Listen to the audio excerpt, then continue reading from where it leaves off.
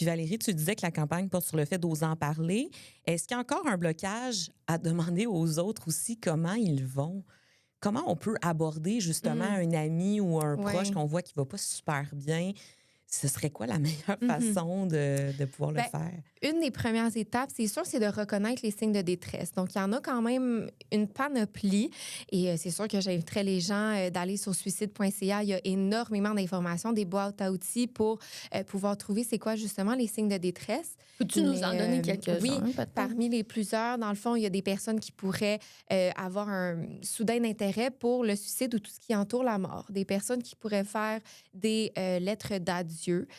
Des personnes qui ont des symptômes dépressifs en général, c'est des personnes qui sont plus à risque d'avoir des idées suicidaires. Ça, c'est reconnu depuis longtemps.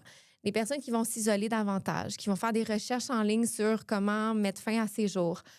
Des personnes qui peuvent finalement retourner au calme très rapidement après qu'une situation les ait chamboulées grandement pendant une certaine période. Bref, des propos inquiétants avant tout. Ça, c'est une des premières choses qu'on va remarquer chez les gens, les proches de personnes qui sont inquiets.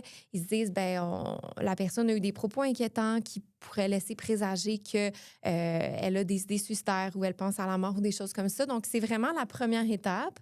La deuxième, c'est peut-être la plus difficile, celle de le nommer à notre proche, nommer notre impression.